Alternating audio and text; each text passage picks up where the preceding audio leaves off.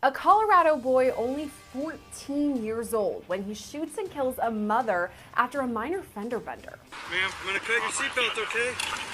I'm Officer Lipper with the Denver Police Department, okay? Just hours after shooting her in cold blood, he cries to his own mother at the police station. I'm sorry, Mom. Today's case takes us to Denver, Colorado, where on February 20th, 2021, 32-year-old Pamela Cabriales was on her way home from dinner with a friend. According to local TV station KUSA, Pamela's family says she was extremely giving, passionate, and loving. They describe her as a social butterfly who was always there if you needed her. Pamela worked as a real estate agent, and she was also a mother to her 6-year-old son, Leo. Champagne, no? This part does. Yeah. Hope you enjoy. In pictures and in videos, Pamela seems happy and full of life. But all of that changed 4 years ago this month. Pamela was behind the wheel of her Range Rover, driving along Interstate 25 that goes right through Denver. When she stopped at a red light at an intersection of I-25 and Colfax, shots rang out. We now know the person shooting was then 14-year-old Remy Cordova. Cordova was in the passenger seat of another car that was driven by this guy named Nishan Johnson. Cordova had thought that the car had been tapped by Pamela's in a small fender bender, and according to court docs, he said, quote, "Can I bust on them?" Johnson then replied, "Do what you gotta do, that's on you." According to KUSA, Cordova got out of the car with an AR-15 and fired 15 to 20 shots into Pamela's Range Rover. Witnesses on the scene say at first they didn't even know what was happening. Then I heard pop, pop, pop, pop, pop. And at first it didn't register what was happening until the cars in the 2 lanes next to me started going. And then I realized, I said, oh shit, something's happening, and I ducked down and several more happened. And I pulled next to the car, barely got a glance. It looked as though the window was either rolled down or shot out, but I believe that the window was out. I didn't look at the windshield or see inside the vehicle. And then the car that was in front of them sped off. I went behind them, but pretty far back because they went pretty quickly, and got off on Federal. So they went straight and I got off on Federal, and I didn't obviously see what occurred because the car was obstructing my view, so I didn't know at the time if the shots came from the car in front or inside the vehicle, but that's what I saw. Okay. That's Jaden Aarons, who was driving home from an appointment at the time of the shooting. You said you heard multiple pops. You went pop, pop, pop, Yeah. pop. How many of those do you think you heard the first time? I'm in your gonna estimation? call it 5 to 7 perhaps. Okay, and then you said you ducked down and heard several more pops. How many more do you think you heard? Perhaps 3. Okay. And the break in between the 2 was a second or 2 Okay. that it paused. Sure. Wasn't very long. And you never saw anybody get in or out of any vehicles? No. Okay. I, in my mind, thought it was fireworks or something. Sure. And just wasn't paying attention. When you go around the car you're in front of, why do you go around the car? Because the other 2 cars did it, and I felt like I was in I'm blessed and I'm chosen, I'm prepped and I'm focused, and God has a plan for me. And Tuesday morning, 24-year-old Jalissa Baxter picked up the phone and dialed 911. Jalissa, hi. Can you tell me what's happening there? Yes, I just with my daughter. A bone-chilling confession. You hear her calmly tell police dispatch the lengths she went to end her 3-year-old daughter's life. And how did you kill your daughter? I tried stalking her. That didn't work, so I stabbed her with a knife in the neck and chest. The young mother says her daughter's body is on the floor, the weapon nearby. Do you still have the knife? I do. Is it in your hand? No. She shared apartment 311 with her toddler in North Miami Beach. Baxter's older brother, Jamie, spoke to me by phone and says she seemed withdrawn since the death of their mother in the fall. but never saw any warning signs of trouble. She's never displayed aggressive behavior towards her baby. I can't imagine or picture her doing those things. A memorial by neighbors is building for the child at the apartment complex. I just don't get why my grandma would make a Facebook post saying she's at home. You guys show up and she's not there. And that was literally that's 2 minutes ago. As soon as you pulled away, she texted my dad that. There may be other circumstances that we're not aware of, or the family's not aware of. I'm hoping I just have a pissed off. So what your expectation is that this woman here who's your mother, is hiding your grandmother from you? Yeah. For what reason? For months. She's trying to take the money from her that you think is entitled to you? No. Okay, I don't know. You know? Your grandmother, what? Our grandma raised us. Raised you, okay. Okay. So, generally, yes, I'm really concerned. Our mom's been in and out of our where life. she's at. Right, okay. You know, our mom was never in our life. And I just don't want my grandma to be passed away and she's collecting, or hopefully she's just hiding her because she's sick. And my grandma always wants to know. I'd rather have a pissed off grandma than a missing one. Or dead. Well, if she's dead, then, I mean, if she's got a body hiding somewhere or is done away with her, I mean, and then trying to collect Social Security or whatever she receives, I mean, that takes some effort. My grandma has fraudulent Has police reports on her. Yeah, police reports on her. When was it done? A couple years ago. Yeah, A couple years ago? back. Okay. And what happened to those charges? I think my grandma decided to not pursue them Okay. fully. They had, like, to lock her up because that's her daughter, but... I'm not trying to get her in trouble, but why would you keep lying? But so that's why I'm thinking that nothing's adding up. My grandma just texted me again. Okay. And doing cops to my house again. My grandma's not at the house.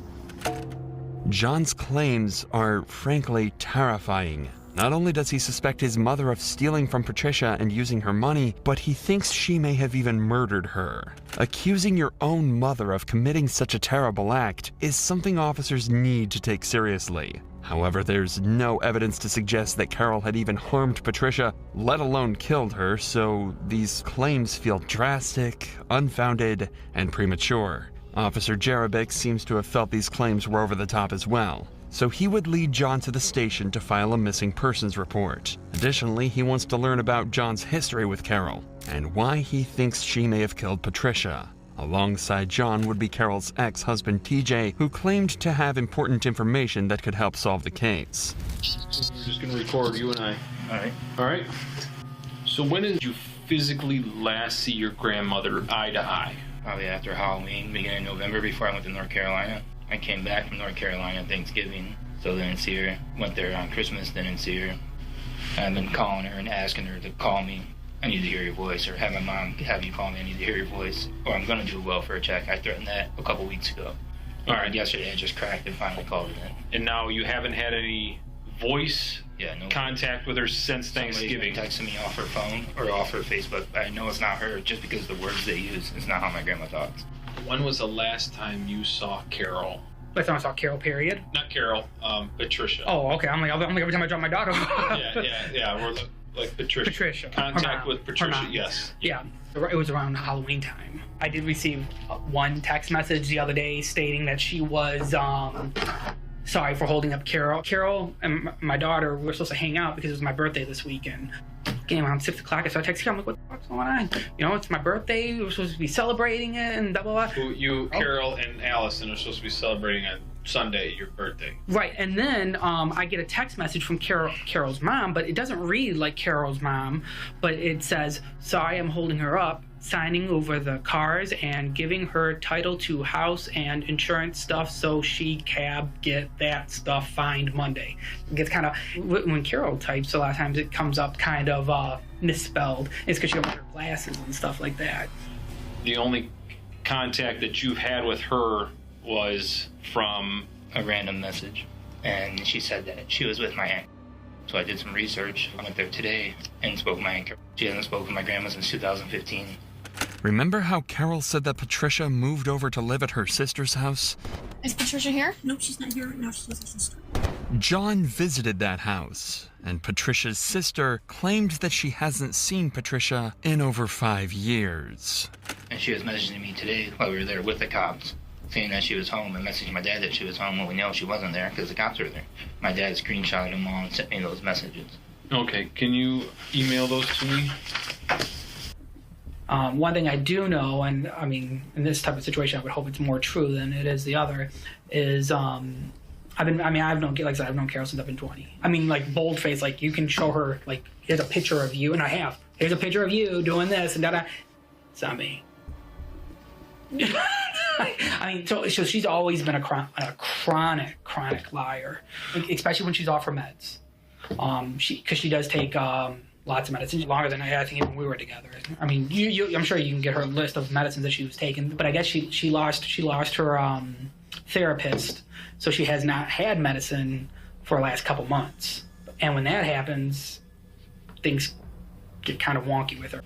Any other conversations? I've been calling the house phone, social media, off of like Messenger, calling her that way, texting her, nothing. And then on 12th of January, my mom texted me off her phone saying, Grandma B is sleeping, getting over pneumonia here. I was like, have her call me. I need to hear her voice. She never does this. She always calls me. And there was no response. These interviews help clarify why John would go as far as saying Carol had killed Patricia. She's been lying to them for months. Nobody's been able to see or speak to Patricia, and she happens to have a decent surplus of cash that the family has been pulling from. And remember, on top of all of that, Carol lied to police about Patricia's whereabouts at the doctor's office. The evidence makes it abundantly clear that Carol's not telling the truth and trying to hide something, and it's likely something horrifying. So police try and visit her house a third and final time, but this time, they aren't leaving without answers. Hello. Hi again. Hi. Is she here now?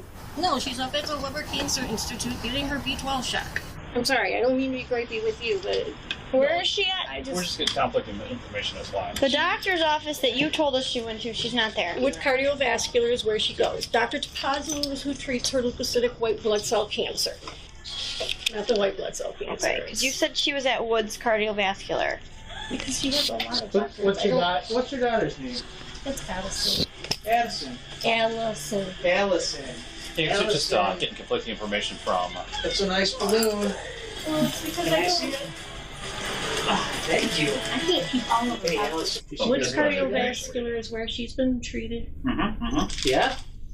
So Is where she's been treated for a long time with Dr. And how did she get there? Her sister drives her, or I drive her. You didn't drive her today, so today... And sometimes her neighbor across the street. How did she get there today, though? I believe her sister. Her sister? Yes. The sister that lives in Warren? Yes. Okay. But you don't have your sister's number? I don't talk with my aunt or my uncle.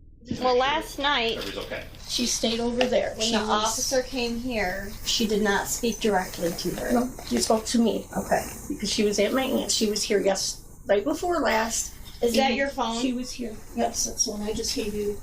Listen, we just want to know where this lady I is. understand, but you guys are upsetting my daughter and you're upsetting me. She doesn't look upset. That's Okay? fine. Because you don't hear what she says when she leaves. I just went through a really bad domestic violence divorce situation and CPS up my butt for the past two We're terms not this here, year. but that's not what we're here for. We're here to find out if your mom's okay. We got a bunch of people who are concerned about her, and no one seems to know where she my is. son's father, my son, and his brother, which he's got his brother on high alert now, which his brother's wife was just here yesterday morning while my mom was laying on the couch to pick up $200 to do her tabs for the car, for my Right. son's car. Right. Okay? Yeah. I mean, I can show you a picture of my daughter and my mom She's sitting on the sending couch. messages telling everyone she's here. She's currently here. No, she's coming back here because she just called. She just called. Why don't you call her right now? While we're here. Yeah. And she's on her way, then shortly we'll be able to resolve this. Can I turn this back on for her? Yeah. You can see That's that fine. I'm actually. Oh. You want to put it on speakerphone? Will she answer you? I don't know. She went up there to get her B12 shot. Notice the drastic change in Carol's demeanor when she was directly asked to call Patricia. She's no longer deflecting, but rather soft-spoken and deliberate with... They ended her life over something so stupid. What's up, my urban crimers? We are finally back with another one. Know it's been a little minute, y'all, but let's get right back into it. Make sure you drop a like and hit that follow button for more true crime content. Now let's get into the story.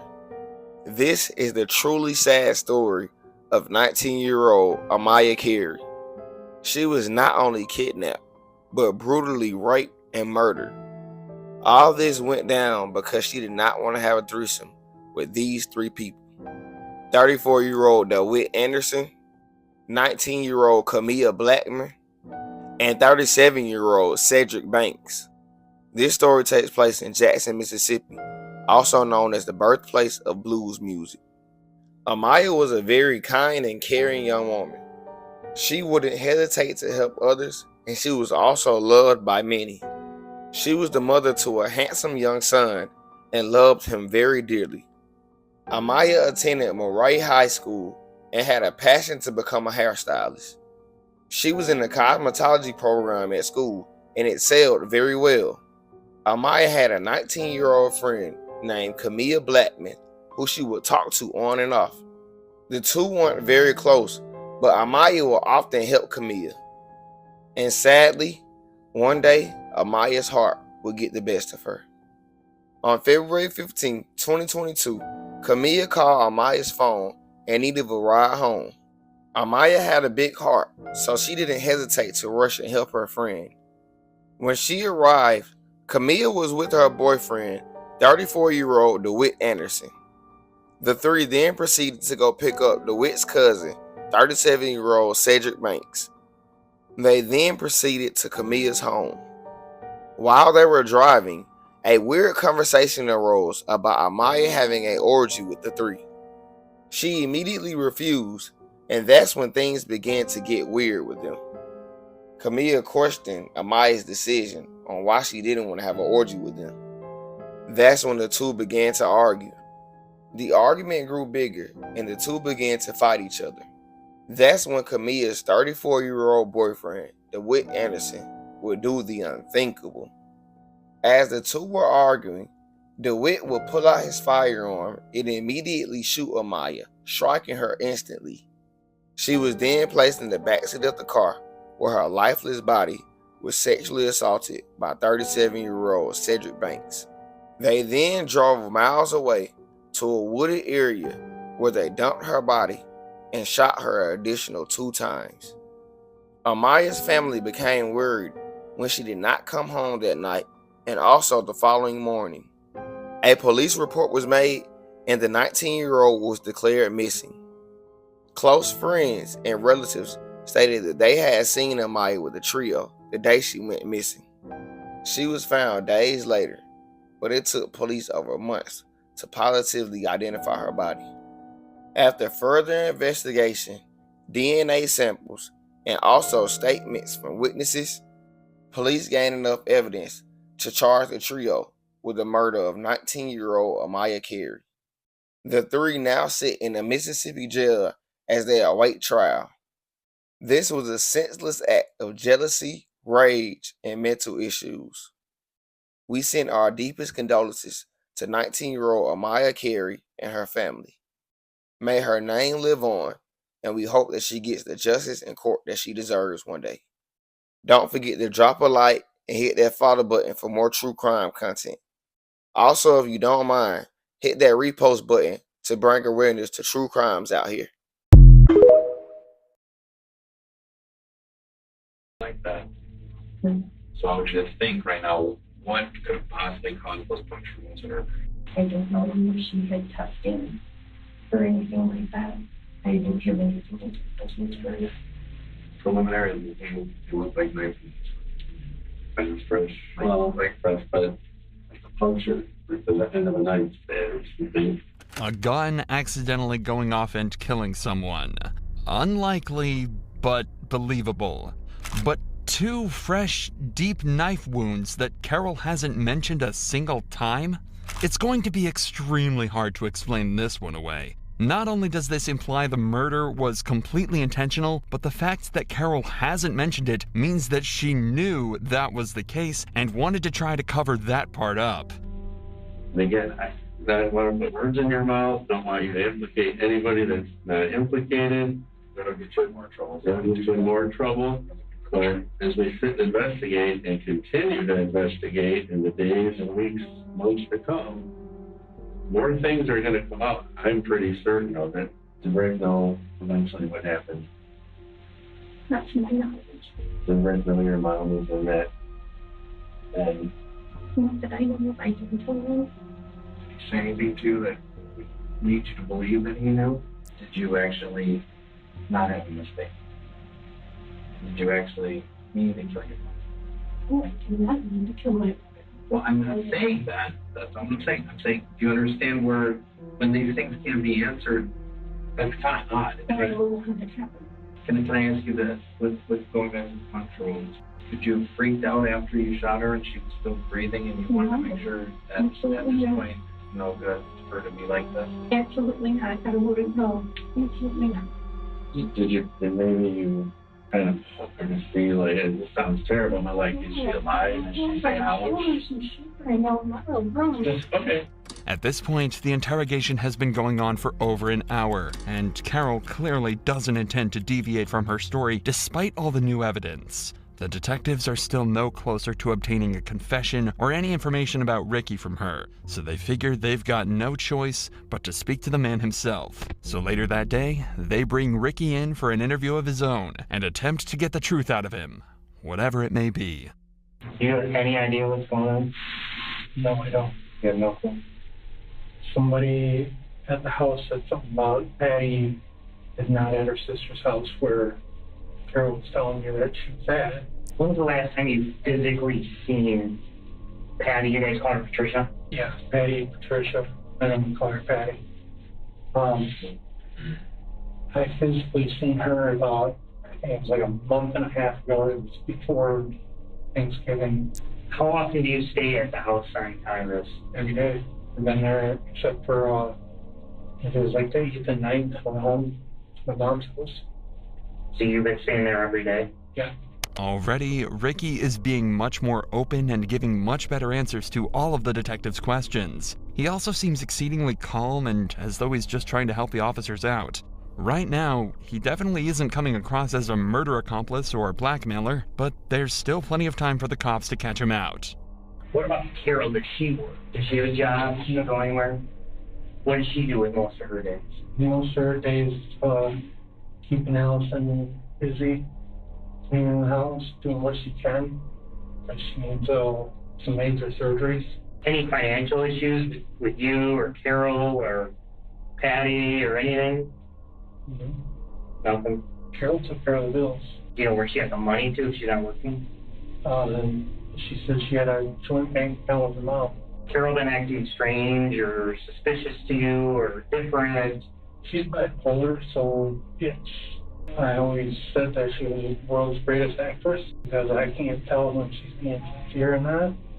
That's in the condition of bipolar. They're compulsive liars, and I've been caught in a lot of her webs before. I've been telling her she's been feeling more distant.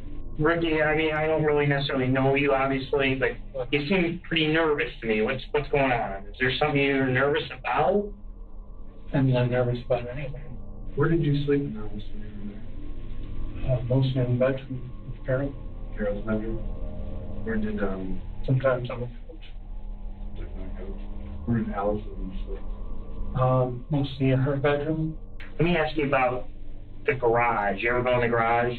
Yeah. Never? Hardly ever. When's the last time you think you were in the garage or on the premises? I think we went to go look for a screwdriver. Jeez, I don't even know. I think it was early December. It's been a couple weeks. Did she have you go and look for it, or did you go? No, she's been with me. Compared to Carol's interrogation, this one seems extremely laid back and relaxed. It feels as though there's a big chance Ricky genuinely just doesn't know what's going on. However, the cops do pick up on the fact that he's a little nervous. He's finding it hard to look the detectives in the eyes, and he seems a little soft-spoken. So, to clear things up fully, they decide to put the pressure on big time to see if he breaks. Ricky, we got a problem. We got a real big problem. I think you know what it is. And I think you need to be honest and upfront with us. So we're going to give you the opportunity now to tell us what really happened.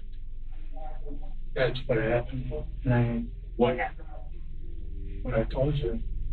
I'm not talking about the little details we've been asking. I'm talking about with Patty. Patty, I don't know. She's been at her sister's house as far as I know. We know Patty's deceased.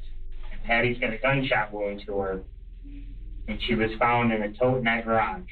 So you have to tell us everything you know so you don't implicate yourself anymore than you're implicated. Because here's the thing, Ricky. There's investigative tools we have. We're going to find out exactly when she died, where you were when she died, which I'm betting you were in that house, and you know exactly what happened. No, you don't. I never had a problem with Patty. I'm not saying you had a problem with her. I'm not saying that at all. I'm saying you know something. I don't know anything. I swear. You don't know this woman, Carol. She has fucked with my head. She has cheated on me behind my back without me knowing about it. The only way I found out about it was tripping over stuff, finding it on accident. Her showing me something on her phone, and then all of a sudden, I love you too, baby, pops up on her phone. Why are you with her? We went through counseling this year, tried to make things work, because I love her, I love Alice, and so she's like, oh, I really do. This is not the reaction a guilty person would give in this position. He's never defensive and he never gets annoyed. He just tries to explain things exactly as they are. He's not upset that he's been caught. It feels like he's upset that he'd ever be accused of this. He also gave a few pieces of information that could be backed up by the detectives, such as the facts that Carol had been cheating on him and that they'd been in therapy. In just 5 minutes, detectives went from assuming him to be the main accomplice to completely discounting him as a suspect. Carol, however, completely stayed in the spotlight, and it was eventually assumed that she acted alone and with intent in Patricia's murder. It was determined that Carol killed Patricia all the way back in November and hid her body for roughly 2 months before John had caught on to her act. Although Carol never verbally confessed to the crimes, she was charged with first-degree murder. Bro, get off of her. What are you doing? He punched me twice in the head. What are you doing? You can arrest me. I work here. What are you doing? Storage closed. I went with Egypt trying to show him. He wasn't enough for to tell me. You okay? He punched me in my head with the machine. All right, let me figure out what's going on. Okay, give me a second. Hey, man, let me talk to you real quick. So what is happening? Why did you feel the need to do this? I work here. I don't care if you work here.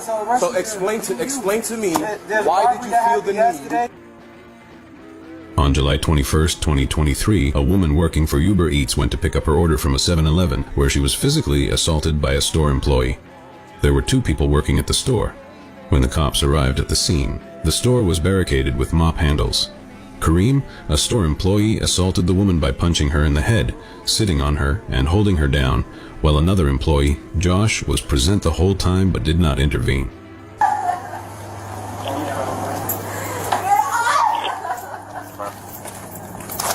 Get off of her, bro. Get off of her. What are you doing? He punched me twice in the head. What are you doing? You can arrest me. I work here. What are you doing? Storage closed. I went with Egypt trying to show him. He wasn't enough for to tell me. You okay? He punched me in my head with the machine. All right, let me figure out what's going on. Okay, give me a second. Hey, man, let me talk to you real quick. Cops later questioned Kareem about the incident. He said he was doing his job and showed his IDs. In the middle of the conversation, he simply walked away and locked himself in a room. Why did you feel the need to do this? I work here. I don't care if you work here. So explain to me why did you feel the need? We're receiving the McLean truck. The store is closed. Nobody's allowed in the store until the truck leaves. Okay, I understand that the store was closed. All right, sir. But why? Listen to me. Listen to me. Answer my questions. Why did you feel the need? The store was closed and she was in the store. Nobody's allowed in the store until that McLean truck leaves. So the store is closed. No one's allowed in. So you kept her in the store? You keep her in the store. You were on top of her. Bro, you watch the camera. You were on. When I got here, I saw you on top of her. I don't care that you work here. You want me to clock out, then you arrest me? I don't care what you do. Explain to me why is it that you felt the need? Scanners right here, sir. If you want to. The scorching Arizona sun was mercilessly burning the desert roads of the small town of Riverbend. The midday heat was slowly receding as Albert Bell's ragged truck came into view. The 40-year-old man with calloused hands and deep wrinkles on his forehead was returning from a 3-week trip. Tiredness weighed heavily on his broad shoulders, but the thought of seeing his wife soon gave him strength. Albert ran his hand through his short-cropped hair with flashes of gray and slowed down before turning onto a familiar street. Their home, a modest one-story structure with a shabby fence and a small garden, was the only island of stability in his nomadic life. 15 years of driving a heavy truck had taught Albert to appreciate every minute spent at home. Each time he returned, he felt a strange mixture of relief and anxiety. The years spent apart from his wife had left an invisible mark on their relationship. Albert parked the truck and stood for a few minutes looking at the house. The sun reflected in the windows, giving the illusion of a welcoming fire inside. He picked up a shabby travel bag, slammed the car door shut, and slowly made his way to the porch. "Olivia, I'm home." His low voice echoed through the quiet house. Olivia Bell came out of the kitchen, wiping her hands on her apron. The 35-year-old woman with dark skin and tight pigtails looked younger than her years. Working as a hairdresser at the only salon in town gave her not only a modest income, but also the opportunity to look well-groomed at all times. Her eyes widened in genuine or well-played surprise. "Albert!" She rushed to her husband, wrapping her arms around his neck. "You didn't tell me you were coming today." Albert hugged his wife, inhaling the familiar scent of her perfume mixed with the smell of her hair and the kitchen. "I wanted to surprise you." 3 young men are found murdered in Yellowstone National Park, and soon their killer confesses to everything. But this case is far from simple, and the killer eventually walks free due to a loophole in the Yellowstone National Park area. The loophole says if you commit a crime in a certain area of the park, you'll be tried in this part of the park that has a population of 0. So there's no way that you can be tried by a jury of 12 people. Years later, a documentarian decides to investigate the case further and look into the life of the killer. What he discovers is pretty shocking. This is the plot of the found footage crime thriller Population 0. And this mockumentary feels so real, I almost forgot that it was fictional. Open up with the crime scene where you're seeing what actually happened. You learned how these young men died, and you see interviews with their families, also interviews with law enforcement, and it just feels authentic. And when you start learning more about the killer's life and kind of understand why he did what he did, it's just very clever, and it feels very timely. It's a very well done, suspenseful crime mockumentary. Today we're counting down 4 true crime tales with more dramatic twists and turns than a soap opera. The difference, however, is that these chilling stories are painfully real. And just wait, because you won't believe the ghastly outcome waiting at the end of the video. But first, let's discuss the unbelievable case in 4th place, which involves a small town, a beauty queen, and a killer hiding in plain sight. Nona Dirksmeyer was born on December 26, 1985, as one of Paul and Carol Dirksmeyer's 6 children. She was raised in the small town of Russellville, Arkansas, with many describing her as very sweet, kind, and shy. In high school, Nona began dating a boy named Kevin Jones, who she had known since kindergarten, and the two immediately became inseparable. Around this time, she started competing in beauty pageants, using her platform to help prevent violence against kids. Nona even volunteered her free time as a member of the Big Sisters organization. The beauty queen started college at Arkansas Tech University in 2004, majoring in music, and got her own apartment. Keep in mind that Nona, her mother, and Kevin were given keys to this apartment. Kevin enrolled at the University of Arkansas around 90 minutes away, but the couple kept up their relationship. On December 14, 2005, Kevin came home for Christmas break to visit Nona, and they discussed their plans for the following day. Nona had a couple of finals to wrap up at school, and then was expected to meet with her little sister. Kevin had plans to accompany his mother, Janice, to a school holiday dinner in the evening. The next morning, Kevin received a text message from Nona reading, "Good morning, Cuddle Muffin. I love you and hope you have a great day." Naturally, he expected to hear from Nona again when her exams were finished, but she never called. After nearly 5 years together, this struck Kevin as odd because she usually responded right away. So around 4 in the afternoon, he sent her a text message saying, "You alive?" Interesting choice of words.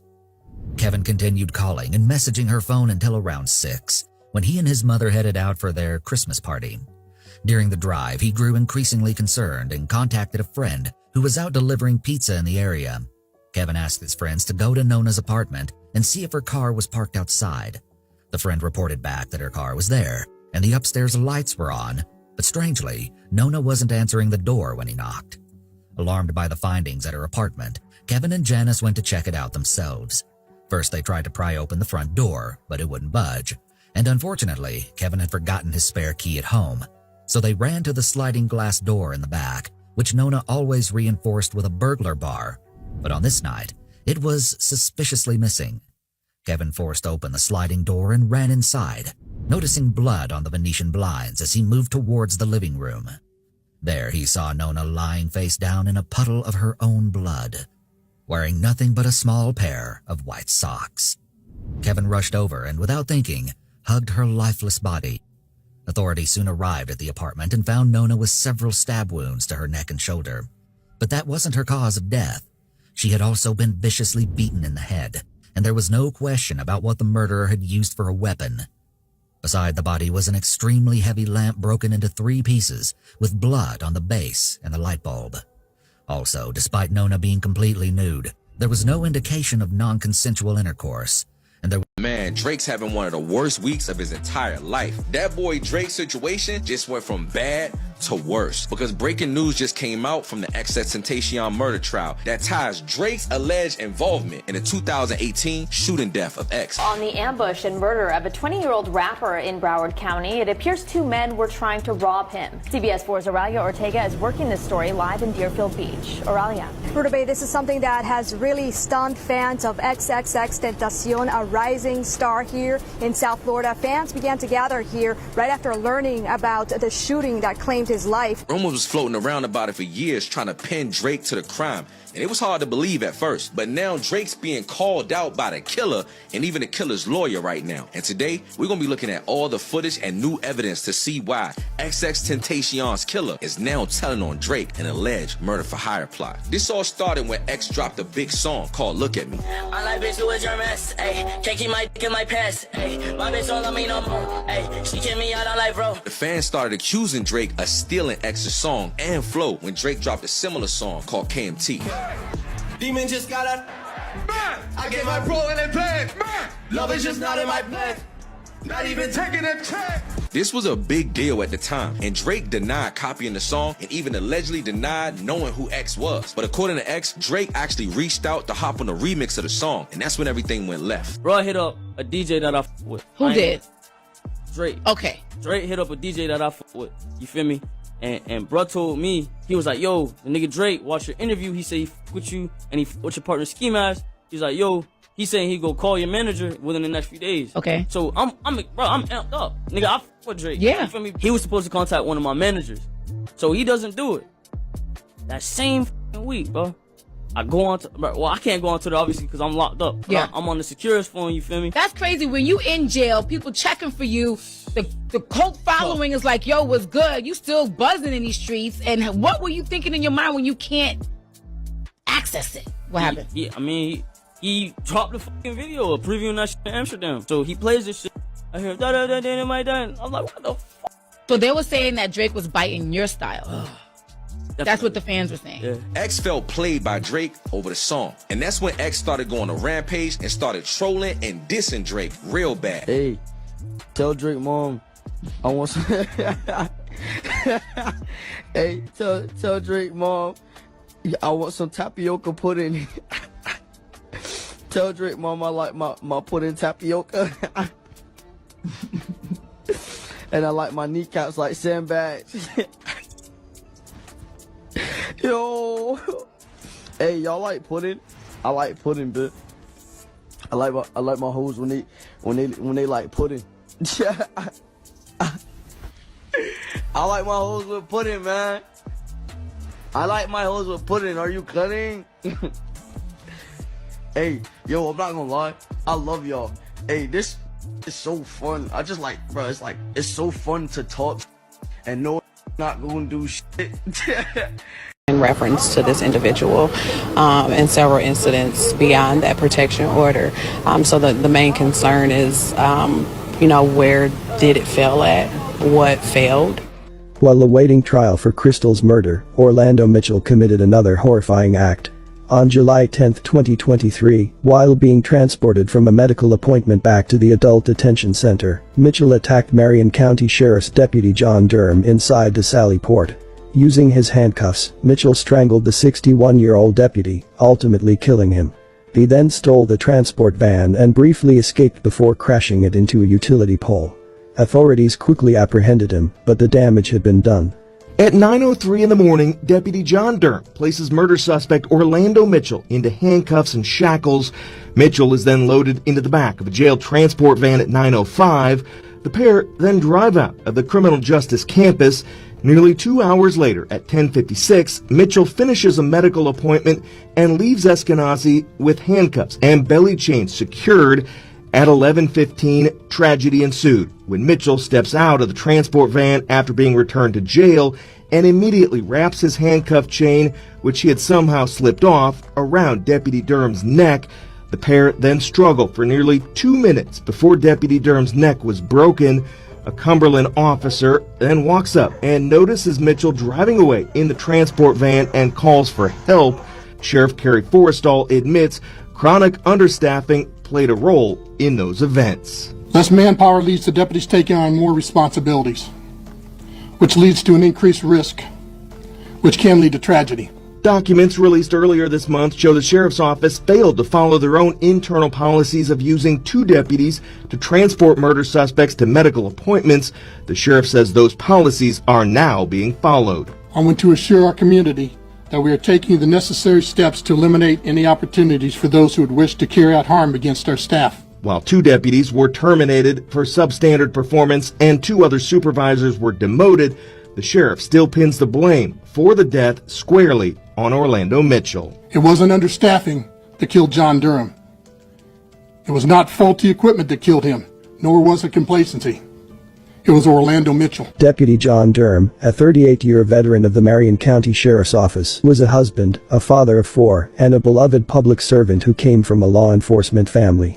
His death shook the community once again, just as they were beginning to process Crystals. In 2024, after a 3-day trial, a jury deliberated for just over an hour before finding Orlando Mitchell guilty of the murder of Crystal Walton and invasion of privacy. I'm blessed and I'm chosen, I'm prepped and I'm focused, and God has a plan for me.